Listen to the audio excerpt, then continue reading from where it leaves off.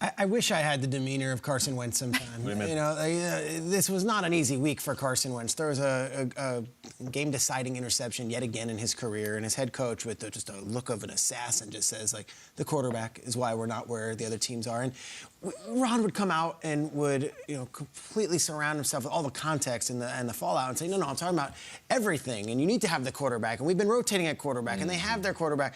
But then you look at the other quarterbacks in the division, and it's like, Cooper Rush is winning games. Daniel Jones is winning. This isn't like he's in a division with Breeze and Brady and Cam Newton, and it was the NFC South back in the day. Wentz is such an anomaly to me. These teams, they are so captivated by the good of Carson Wentz, and then it feels like there's always that grim reaper of the bad of Carson Wentz coming. Do you know if he throws an interception tonight, he's already thrown as many interceptions this season as he had all of last year? And it feels like just when you want to believe. And last week he was throwing 2 touchdown passes to Dyami Brown, and you're like, all right, Commanders are going to win this game. He brings this Carson Wentz. That was the first interception of his career. First interception of his career, but also a game-ending interception. Last year, huge game against the Titans in Indy.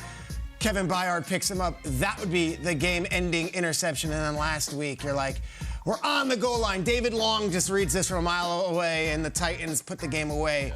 And Titans get the best of Carson Wentz yet again, and in his building yet again. And it's like, gosh, Wentz, if you could just not throw the back-breaking interception in a big spot, I can get behind you.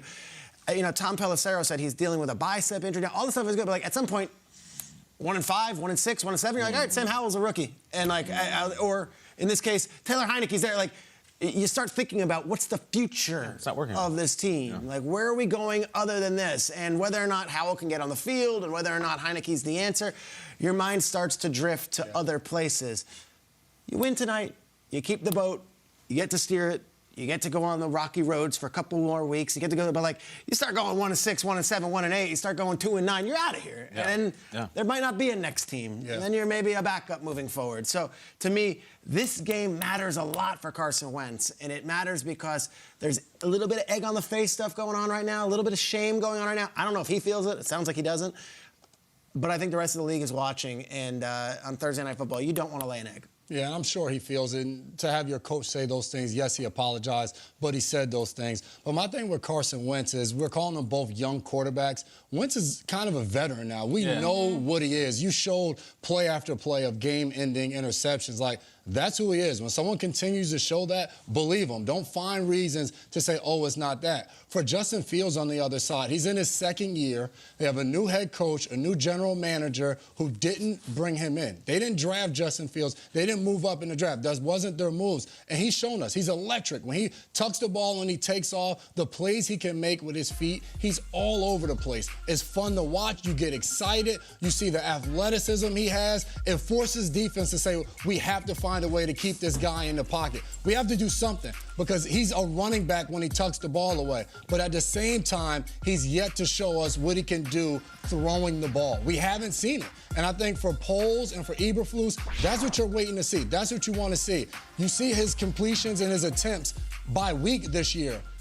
8 completions, 7, 8, 11. He's only had 2 games where he's had double-digit completions for a national football in the National Football League. A quarterback. So it's very weird. So you want to see them believe in him and put the ball in his hands to go out there and make plays. Now, Luke Getsy, the offensive coordinator, said, hey, each week he's improving. He's getting better. He had his best game last week.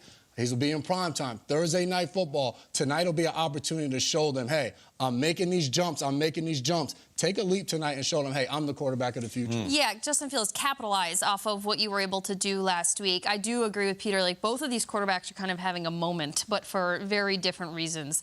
The thing you said about, like, teams really like to like the good of Carson Wentz, but then that's the Grim Reaper. Like, a couple weeks ago when the Colts weren't doing great, people were behaving very much an apologist, like a Carson Wentz apologist. Maybe it wasn't his fault, and then he continues to play this way. It's like, come on, man, like, you had a chance there to prove yourself, and it's not going well for Wentz.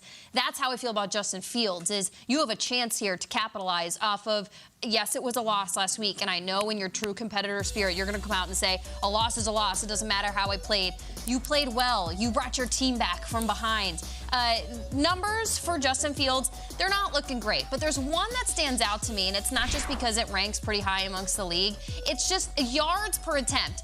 Jason's saying that he needs to throw more. When he does throw, that ranks 8th in the league. The other numbers, this is not meant to disparage him. This is meant to say you have room for growth here. You are not Tua Tagovailoa a couple seasons ago. He goes to the Miami Dolphins, and he gets criticized heavily because that's a team that wanted to win now and wanted to make it to the playoffs. Justin Fields, you are in a situation where the team wants to grow with you. This team, this new GM, this new head coach, they're looking for guys to grow with. Are you that guy? You have a moment on Thursday Night Football to be able to take advantage of that. We got to see something from Fields. Like, I don't need him to be Dan Marino, but, like, we got to see something. And I'm not only tonight, like, the rest of the year.